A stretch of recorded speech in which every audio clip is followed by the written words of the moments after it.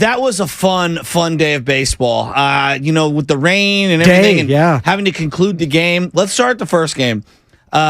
Just wild, absolutely wild. So it's 2-2, and you get to the bottom of the ninth. All right, and Elly De La Cruz gets on first, and there's this entire sequence where you're like, oh, he's going to steal. Like, there's no doubt about it. And Bailey is going to try to throw his ass out. No doubt. And Fleming was on the show yesterday and said, I hope that scenario comes to be, and it did. It absolutely did. And it's so funny because he slides in head first to second base. I thought Bailey got him. Yeah. The umpire thought he got him. But then they reviewed it, and, obviously they overturned it. And they were right to overturn it. It deserved to be overturned. Just beat him out. So, I can't tell you, Joey, I cannot tell you. I have a saying, right? Anytime one of our guys gets to second base, inside move's coming. We yell it out all the time as a base coach. It's coming. It is coming. There's a thing with young players. I don't care if you're in the bigs or in Little League. They get to second base, you're already in scoring position. A base hit, you're probably scoring, okay? Especially in the younger levels, but you're probably scoring. There's nowhere to go. I know.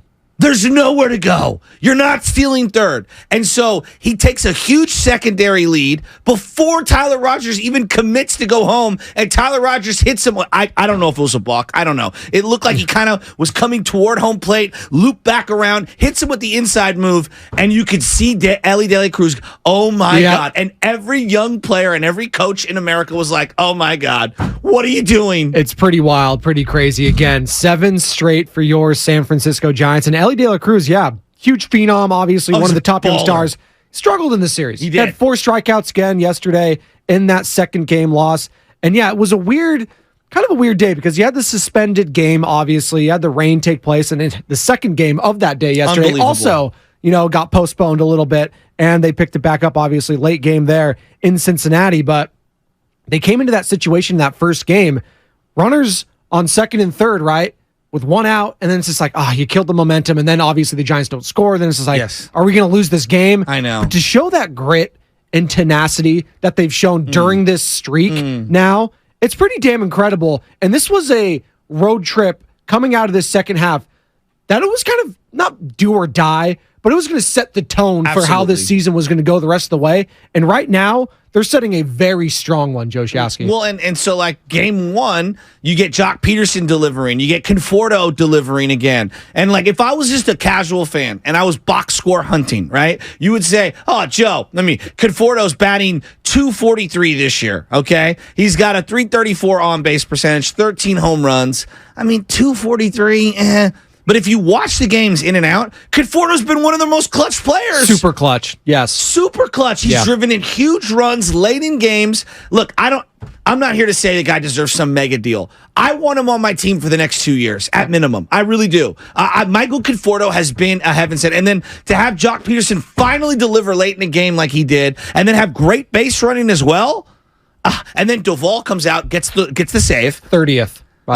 Gets the save in game 1, and then they use him in game 2. And game 2 was an absolute slugfest. Yeah, no, it's incredible. That's Joe Shasky again. Sorry, I'm fired up. No, I'm fired up too. 7 in a row? You know why I'm fired up? We got the manager of the San Francisco Giants, Gabe Kapler, I'm really joining us at 8:30 today. It was a consideration. He considered it, and he accepted it. Infinite number of outcomes. Infinite number of questions we're going to ask Gabe Kapler, and some of which may be baseball-related, most of which may be food. Queens has a mellow vibe. Thank you, mellow vibes. And if you whiskey, want to burgers. text us right now, Joey, 888-957-9570, or on the YouTube chat, give us some good questions for Gabe Kapler. We are live and streaming up on Twitch, on YouTube. Be sure to stream us, like, subscribe. Ring the bell is what they say. We want to do that. Also, download that Odyssey app, favorite 95.7 The Game, for all of your San Francisco Giants coverage. Again, 888-957-9570, the Comcast Business text line as well. Giants have won 7 straight. And yesterday in game 2, it was like I would call it the platooners, right? Because you get guys like Wilmer Flores out there, absolutely 2 home runs. Your Wilmer Flores. My guy, Wilmer Flores. Don't you forget it. And you back there, Sam Lubman. Yeah, I know what you say about my guy, Wilmer.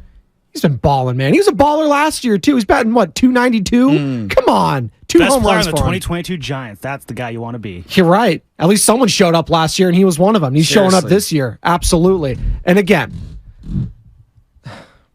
it feels like a disappointment. I'm going back to the trade deadline because we've been talking about it. Yeah.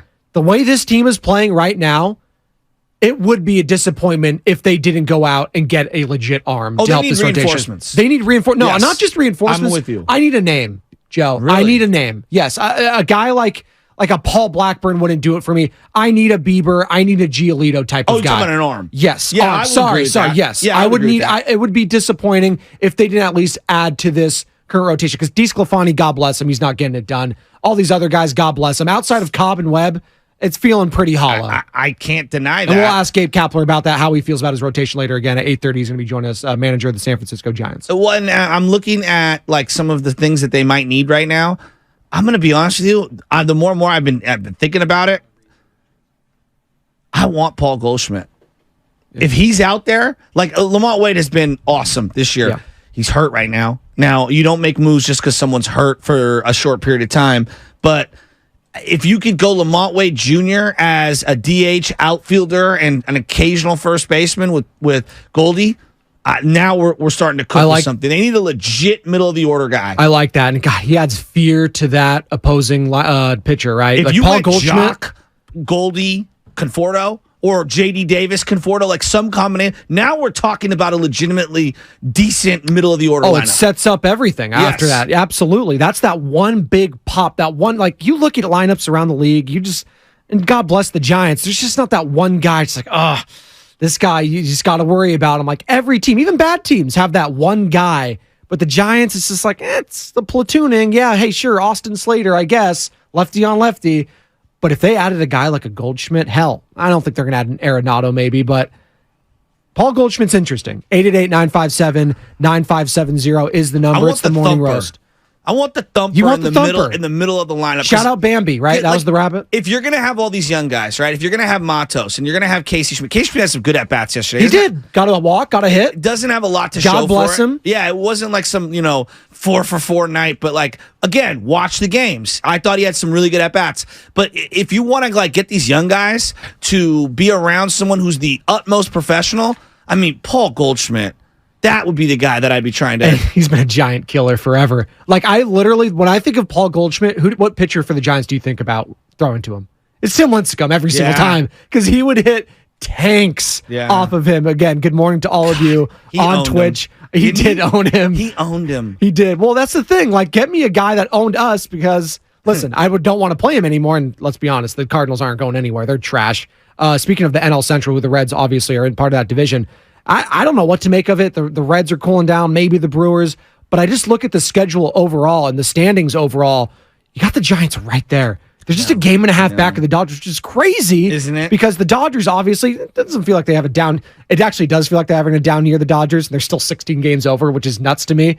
And then you got the D-backs who won a ridiculous game. I don't know if you saw some of the box scores last night, Joe Shasky, around Major League Baseball. Oh, I saw them. Unreal. What was it? 18, 16? I don't know Did what you it hear was. what Hunter Penn said? No, what did he say? Yeah, on the broadcast, it's National Hitters Day. It's National Hitters Day. think he I like was that. Tongue in cheek, clearly. But no, seriously, that's what it felt like. If in the one shutout yesterday, do you know who it was from? Our Oakland Athletics. What? Shutting out the We Are Boston Family? Red Sox. You know what? It's a thing on the pregame show. I got to do it here. Thank you. We celebrate the wins here at 95.7 The Game.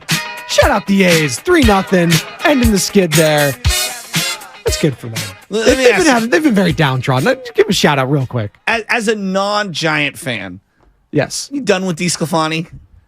He's a Paisan, so it does hurt me. I'm not going to say I'm done, but I'm very, very concerned. I'm very, very concerned. Like maybe going more bullpenning when he has it, maybe being quick leash with this guy, maybe doing the Alex Wood type of thing with Disco. But even then, like, if you know it early in a Disco start if he's got it or not. And when he doesn't have it, Joe Shasky, you got to be quick in pulling this guy. Because there's starts, listen, he's had starts this year where it's like, wow, he has like 4 or 5 strikeouts through 2 innings. This is great. And then he gives up 2 bombs and it's over. I think of that start. We're thinking about the Cardinals, right? And Paul Goldschmidt. Yes. He had one early this year where he's in St. Louis. I think it was the Yaz game where he had that game-tying home run towards the end there. But DeSclafani was so bad early in that game, and it's just like, oh boy. So yes, it's been a roller coaster ride. This is why, again, I need Farhan Zaidi to go out and get me an arm. Well, because this Giants team they're making the playoffs. I'm saying it right now. What are why you July gotta do this to me? 19th, Why you gotta do this to me? They're making the playoffs, Joe Shasky, because this is the team they're going against right now that they're competing against, the Cincinnati Reds. They're very young. They're inexperienced. Yes, they have a lot of talent. Encarnacion, the guy that they just brought up, had a home run yesterday. But I'm still, they're going to fade here towards the end. From Pleasant Hill, yes. I'm a believer in this Giants team going forward. Well, maybe not to win a World Series, but definitely to make the playoffs. Spadoni, like I keep thinking about this. Next year, you got Stripling, Mania, and DeSclafani all making $12 million a year. Hate Do you that. know how good of a baseball player, one individual baseball player you could get for $40 million a year? Probably a really good one. Yeah. Probably a Shane Bieber type or a Lucas Giolito type. Anybody that wants to come at me ever over like money and allocating the funds and someone's not worth X, Y, and Z, I'm going to say Mania, Stripling, DeSclafani, $40 million for not a lot of impact. I still can't believe Shamanai got all that money considering how bad he was for the San Diego Padres last year. But God bless him. Like, as a long relief guy, he's been solid this year, but you got him as a fourth or fifth starter, and he has not been that. This segment brought